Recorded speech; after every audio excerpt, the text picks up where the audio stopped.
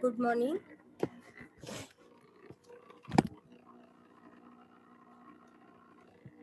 From today onwards, we will start with modern repertories. What is modern repertory? So, the newly written or newly published repertories are nothing but the modern repertories. In these repertory, it contains the new rubrics, new medicines which are proven in later years. In later years, the medicines which are proven, which are not included in the previous repertory. So these medicines as well as some rubrics, they are included in these repertories.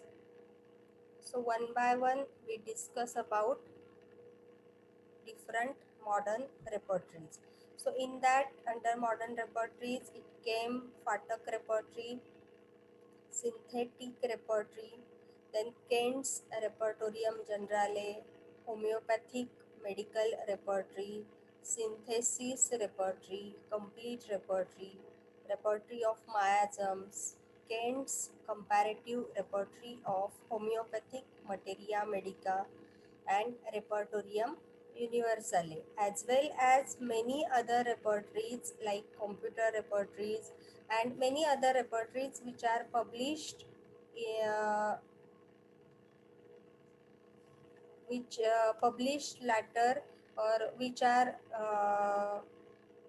newly published repertories. They all came under modern repertories, and in these repertories, the arrangement of rubrics, the inclusion of rubric symptoms, they are very proper, and these repertories are also useful repertories. So first we will discuss about Phatak's repertory. The name of Phatak's repertory, it is the concise repertory of homeopathic medicines, which was written by Dr. S.R. Phatak, who is from Mumbai. So the name of this repertory is a concise repertory of homeopathic medicines by Dr. S.R. Phatak from Mumbai.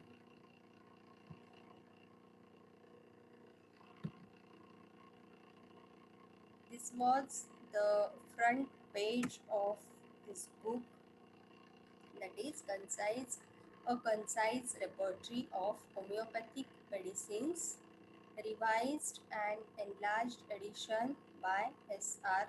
Phatak, which was published by B. Jain Publishers. And Dr. Phatak, he was the author of this repertory.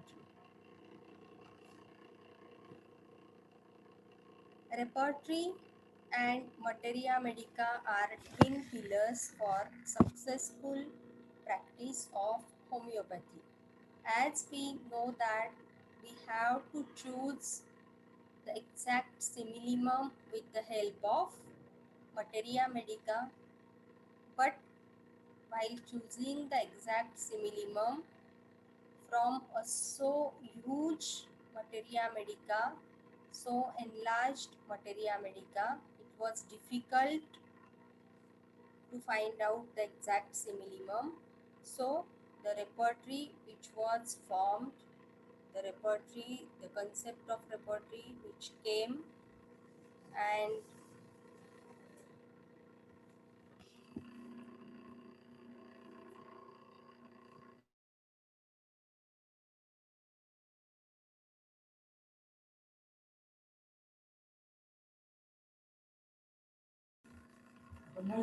so in to find out the simillimum, the materia medica as well as repertory both are necessary. With the help of repertory from such huge such enlarged materia medica, we can choose 7 to, or we can find out 7 to 8 remedies, 7 to 10 remedies which are similar to the case, or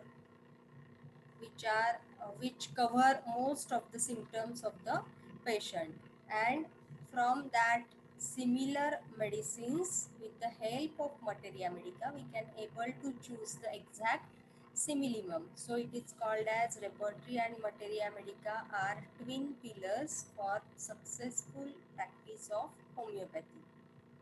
Proficiency in the art of prescribing in homeopathy can be achieved by constant and diligent study of remedies given in materia medica with reference to their place value given in the repertory.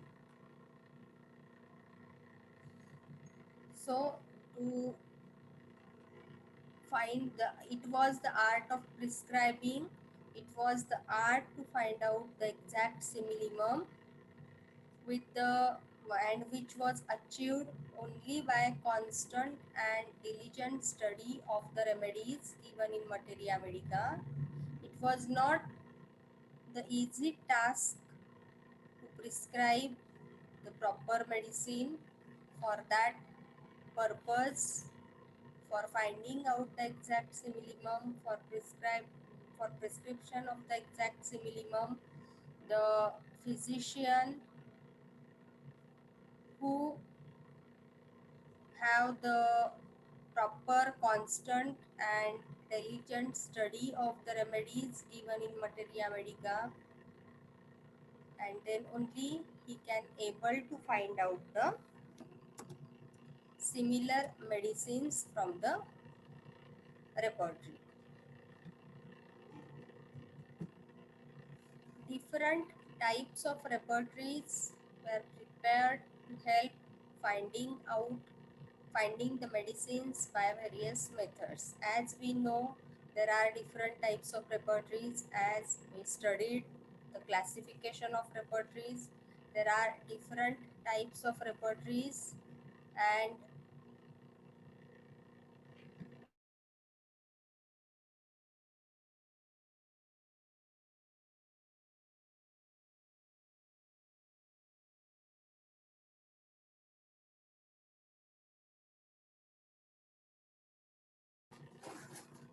there are different type of repertories as we studied in classification of repertory.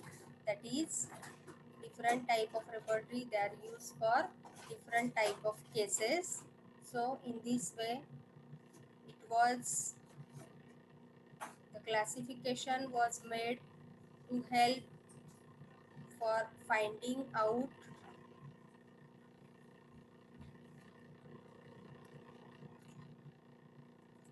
the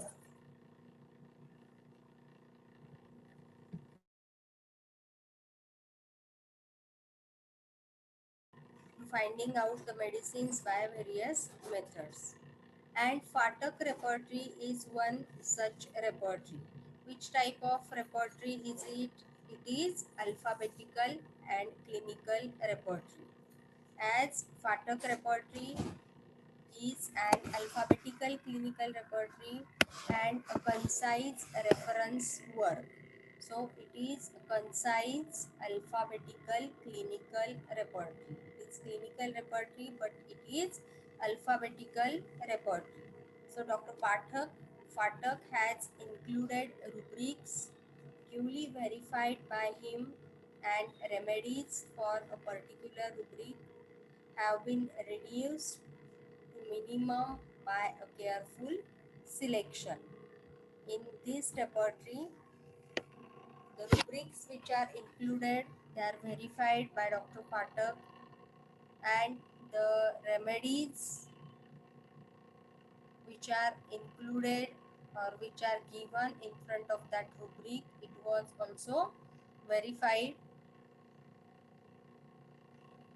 and remedies for a particular rubric have been reduced to minimum by a careful selection.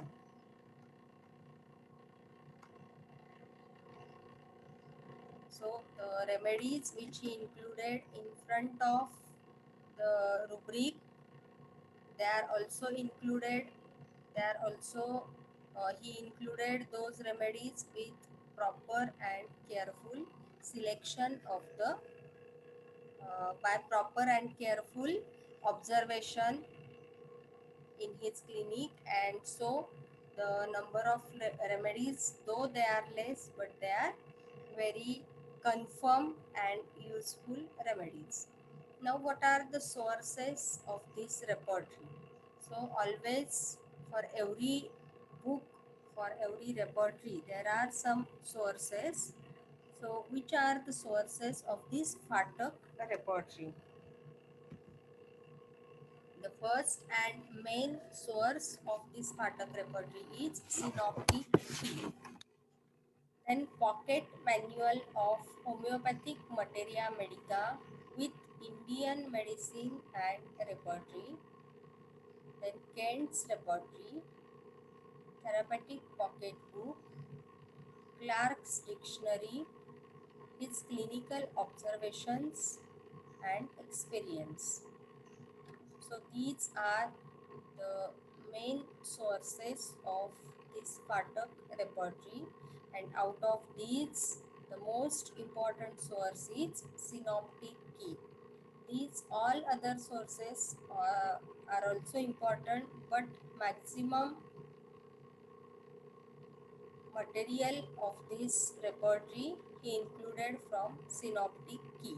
So the Synoptic Key, Pocket Manual of Homeopathic Materia Medica with Indian Medicine and Repertory, then Kent's Repertory, Boningussen's Therapeutic Pocket Book, Clark's Report Dictionary, as well as his clinical observations and experience. All these are sources of this book. Now, what is the story of this book or story of this repertory? Author Dr. Phatak, he used to discuss the uses of various repertories with the doctors who came to him for guidance in the study of homeopathy. That time he conceived the idea of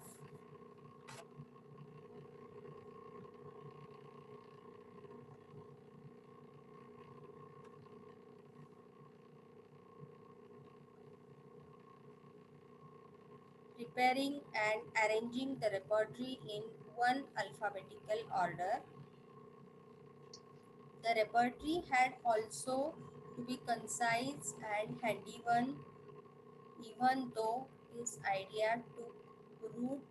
The author, due to his ill state, was reluctant to undertake the task.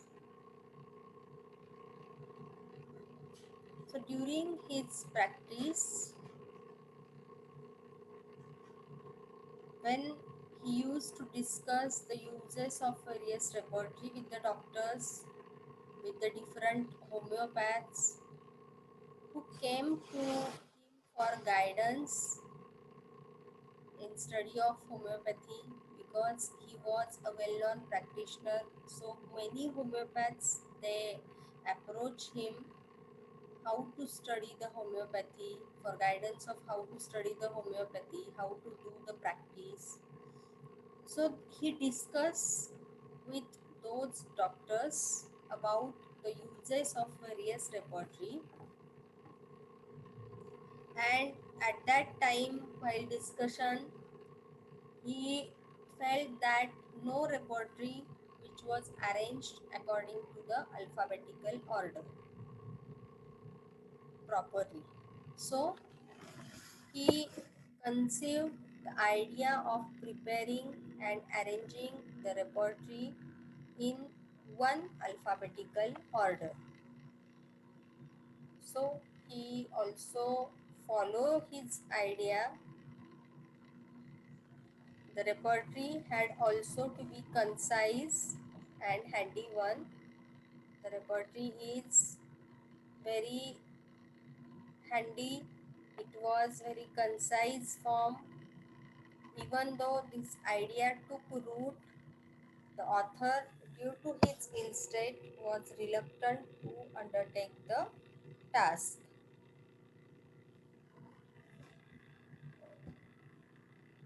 As he completed his repertory, as he completed his index of symptoms alphabetically, but due to his illness, he was somewhat reluctant.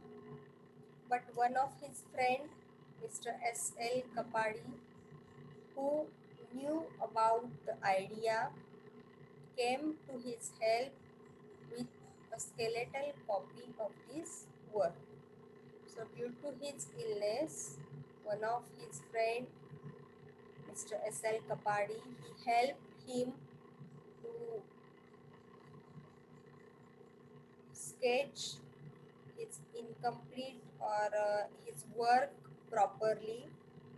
He asked the author to fill up the gaps, check and recheck it. So he arranged all the repertory. He helped Dr. Phatak to arrange the repertory, and he only asked him to fill up the gaps which are remaining in the repertory and check and recheck it.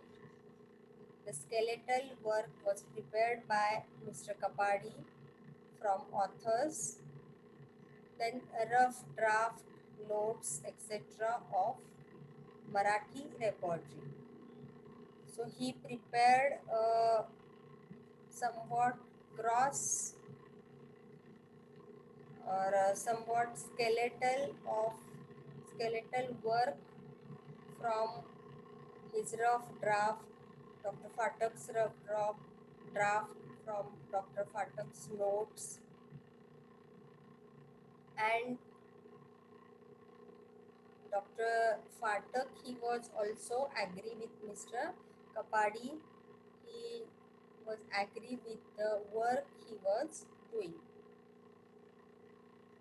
And then he arranged the work properly, rewrite it, and made many additions. So after completing or after preparing the skeletal work with the help of rough draft notes of Dr. Phatak was satisfied with Mr. Kapadi's work, and then after completing his work, Dr. Phatak, he arranged Mr. Kapadi's work properly. He rewrite it and made many additions. Then Dr. Mrs. Homai A. Merchant, who used to come to the author for guidance, saw this handwritten work and offered to type it. So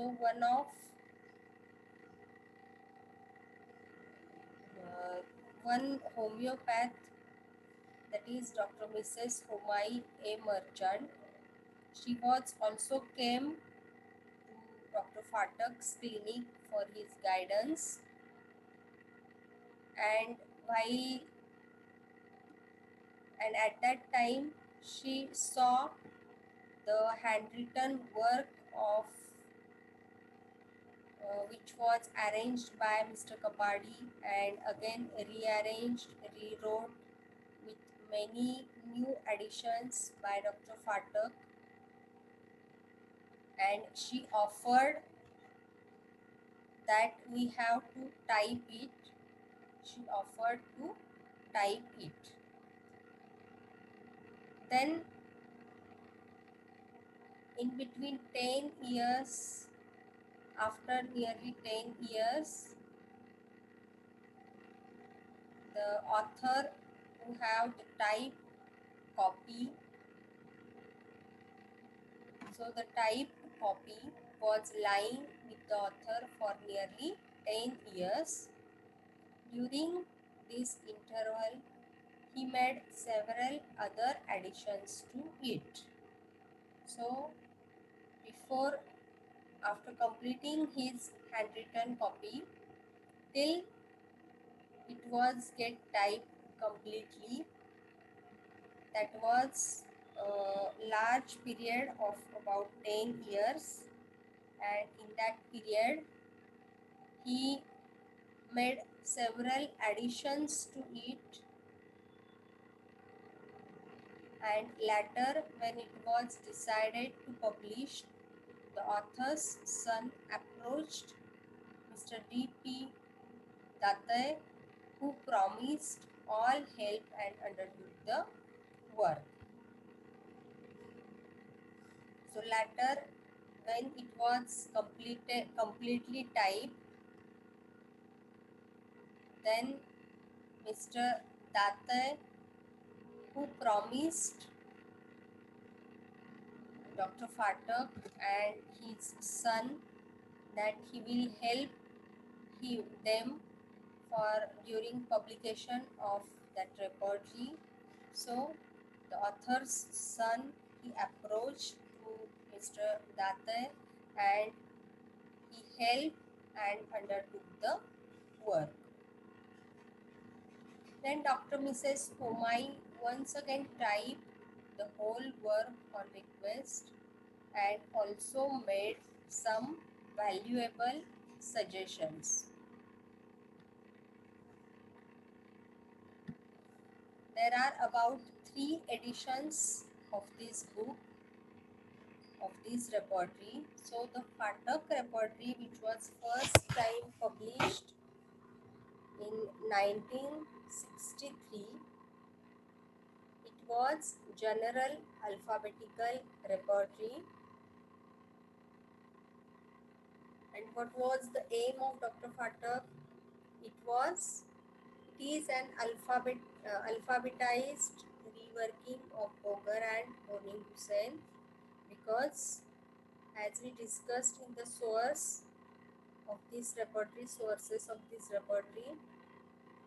he used most of the materials of Dr. Bogar and Boni Hussain while constructing this repertory.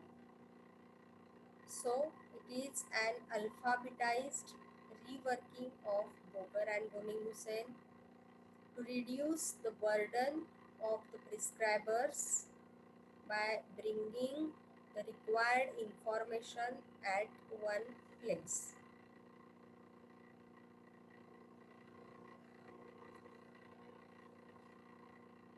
So while prescribing the medicine, we have to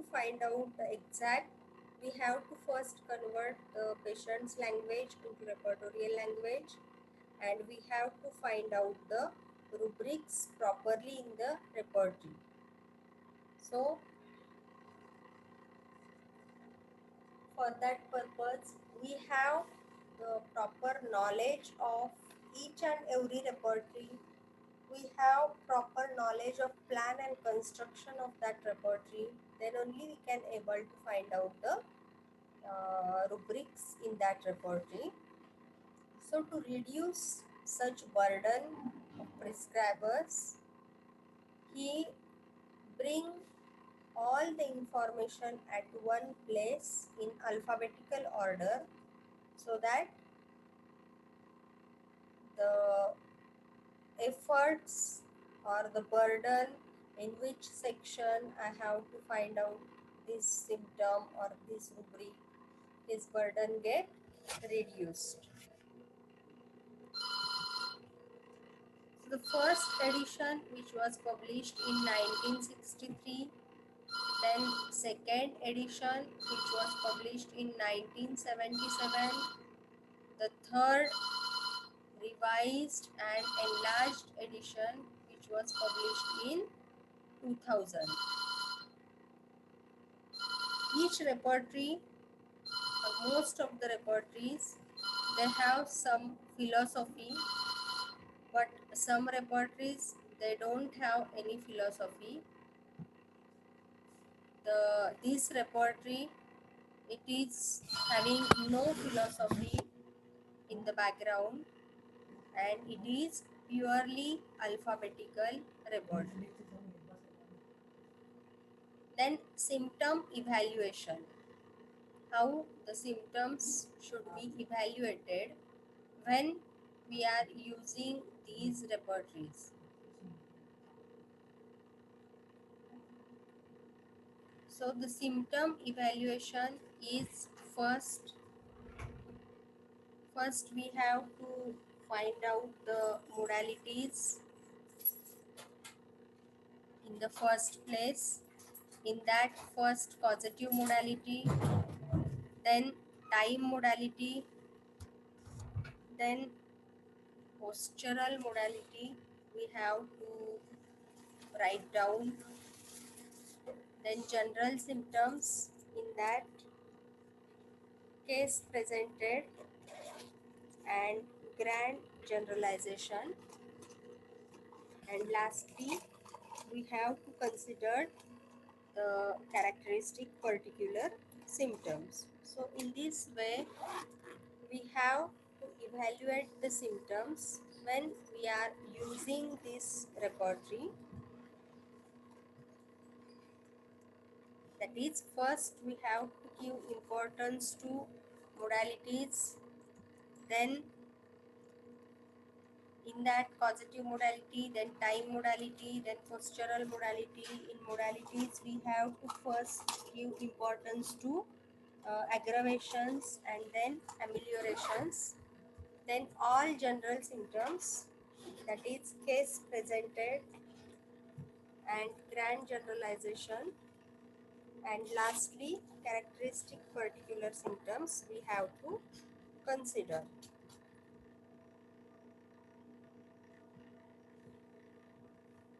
So this is only in this slide also given, that in modalities first we have to give importance to positive modalities, aggravation, then amelioration, then general modalities, then time modalities, concomitants, directions, desire, aversion. In this way we have to give importance to the symptoms. This repertory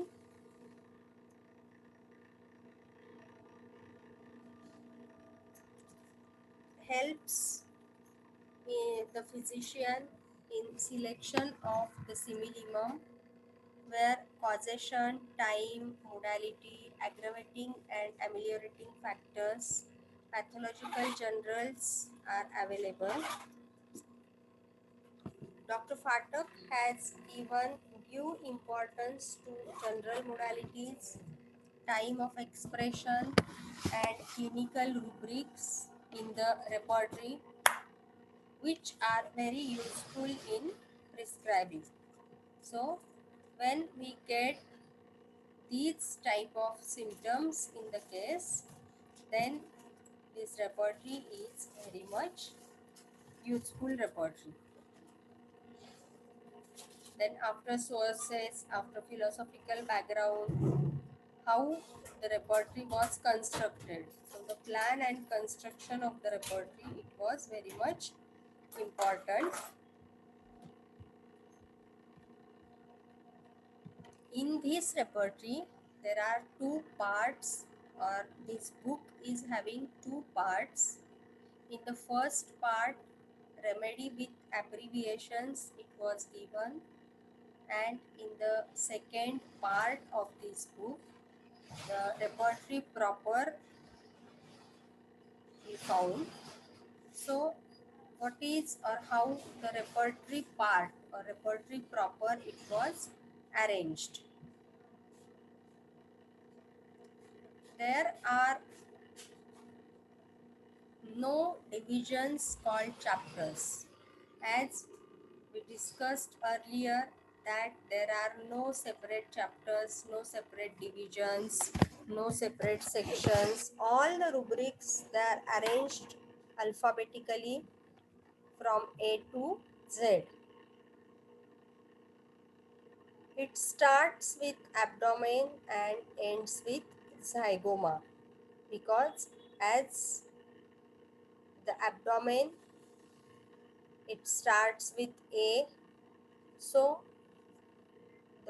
this repertory, the first rubric is abdomen and the last rubric is, as it was alphabetically arranged, the last rubric is zygoma. Each parts of the body is made into rubric with a lot of subrubric related to the part. So each part is made into rubric, and each part of the body is made into rubric with a lot of subrubric which are related to the part, and arrangement of the rubric is alphabetical. The rubrics starts with bold capitals. There is some fixed pattern for the rubrics in this repertory, that there we found the rubrics in bold capital letters or in bold capital typography, and in subrubric, first letter of the subrubric will be bold and the rest normal, but all in capitals, so that we can easily understood what is rubric and which is rubric and which is subrubric. The rubrics which are written in bold capital and the subrubrics, they are also written in capital letters, but only the first letter of the subrubric is bold, and the other letters of the subrubric, the rest of the letters of the subrubric excepting the first letter, all are in normal, they are not written in bold. So in this way we can easily able to understand that which is the rubric and which is subrubric. As the examples are given, subrubrics, they are written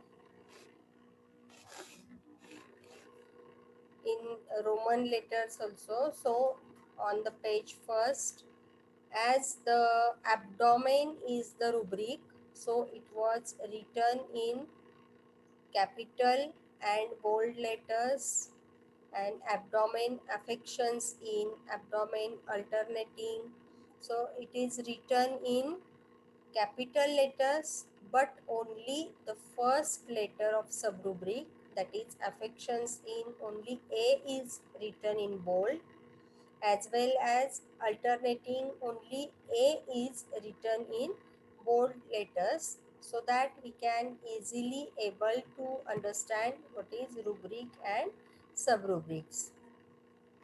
Then cross references are given wherever necessary in this repertory. So where the cross references are necessary, it was given at that below that rubric. Then aversion, cravings, as they are separate rubrics and they are given as a separate rubrics. Then vomiting, thirst, fever, pulse, etc. in alphabetical order. Pain rubric as a separate main rubric. So in this repertory, we cannot found desire, aversion like Kent repertory in stomach section, thirst or fever, pulse. They are also arranged or given in a proper section. We cannot found the pattern as like the